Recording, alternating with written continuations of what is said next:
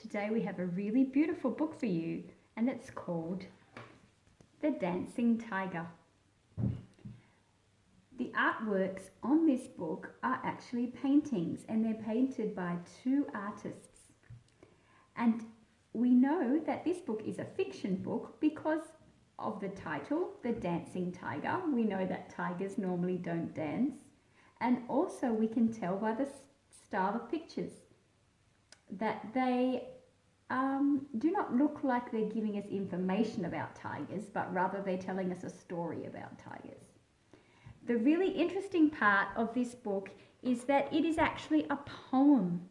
So the whole story has a really beautiful rhythm, which is kind of like the way that you read it seems to rise and fall, almost like a dance does. It's called the rhythm of the writing. And the other interesting thing we find in this book is that some of the words rhyme. On a lot of the pages there are 4 lines of writing, and the second line and the fourth line rhyme. The last word on each line rhymes. That's hard to say, isn't it? So some examples of rhyming words might be line and fine, near and fear. They might not be spelt the same, but the endings of the words sounds the same. That's what rhyming words are, and you'll hear many of them in this book. And that helps with that lovely dancing rhythm. I really hope you like today's book called The Dancing Tiger. There's a quiet, gentle tiger in the woods below the hill, and he dances on his tiptoes when the world is dreaming still. Over here we can see the girl from the front cover in her house watching the tiger. When you stand on your tiptoes, you're standing right up on your toes and the heel of your foot is not touching the ground. So you only ever hear him in the silence of the night, and you only ever see him when the full moon's shining bright. So when the moon is full, that means it's round like a circle, and we can see all of the moon. So he only dances at night, in the silence of the night when it's quiet, and he only dances when the full moon shines. One summer night I saw him first, twirling, whirling round, and then I heard him gasp in fright. He knew that he'd been found. So when you're twirling and whirling round, it's like you're spinning around. And if you gasp in fright, it's like you take your air in really quickly because he is afraid that someone has seen him dancing.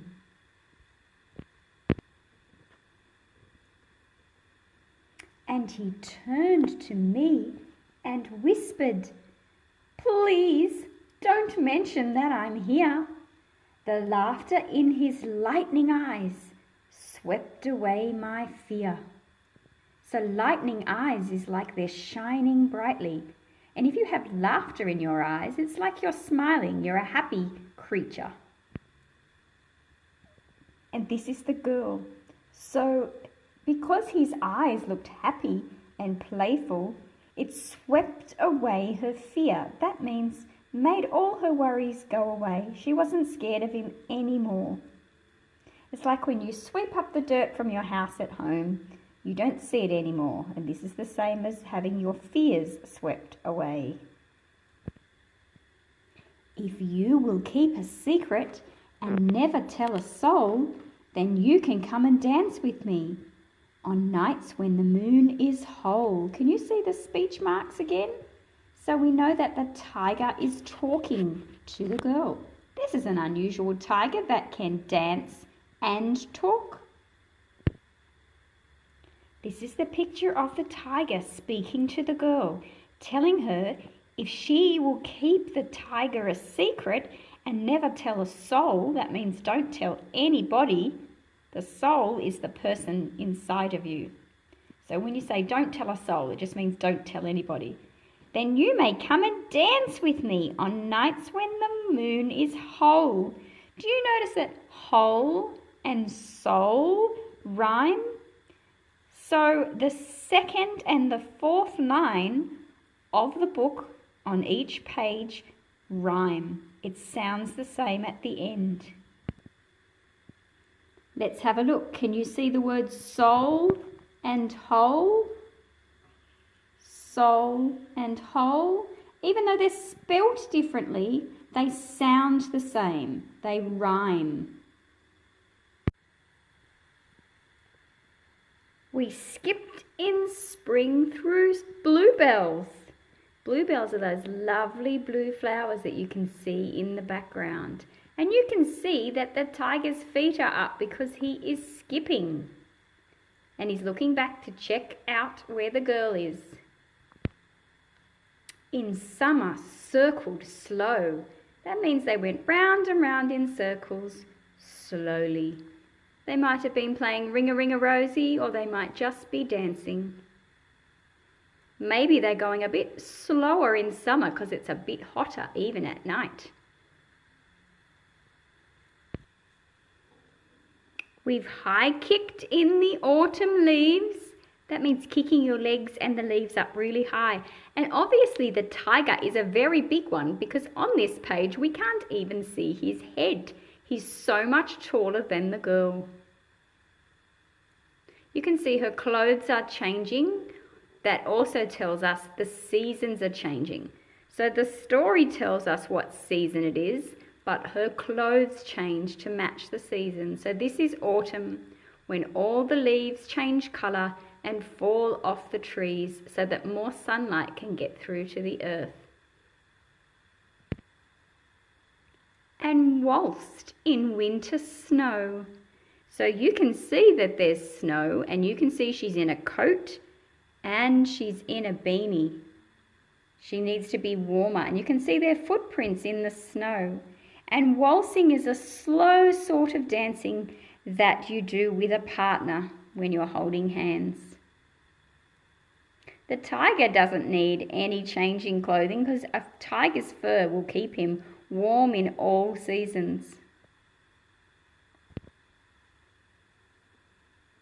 Now we're going back to the rhyming poetry again. So the second and the fourth line rhyme. So the words done and come. Although done has got an N in it and come has got an M in it, because they're quite similar, sometimes writers can get away with using them as a rhyming word. But now that I am old and grey, my dancing nights are done. So now we know that the girl has become old and grey like a grandma. I've chosen you, great-grandchild, to take my place, so come. So the lady's been dancing with the tiger all this time, but she's gotten very old, and she's probably, if she's old enough to be a grandma, she might be like, it's time for her to stop dancing and introduce her grandchild to the tiger. So that's the little girl that's grown up into a grandma, and that's her great-grandchild. So the girl that grew up might be about 80 or 90 if she has a great-grandchild. She's been dancing with the tiger a really long time. Let me give you tiger's hand. The moon is rising high.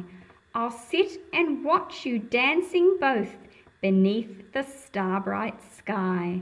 So we can see high and sky are rhyming because the ending is the same. And she's given the granddaughter to the tiger so they can hold hands because the moon is going up. It's going to be a full moon tonight. Beneath the star-bright sky, a sky full of stars. And look, there's her great-granddaughter dancing with the tiger. And she is doing exactly as she said she would, watching them. I hope that one day this little girl will be a great-grandmother too, and she will be able to introduce her great-grandchild to the tiger so that he can dance with her great-grandchild for a really long time. Now we know this book is fiction because tigers can't dance, and we also know that it's a poem. And we know that the second and the fourth line of each page rhymed, and there was a definite rhythm to the poem. It almost sounded like a dance when I was reading. I hope you really liked The Dancing Tiger.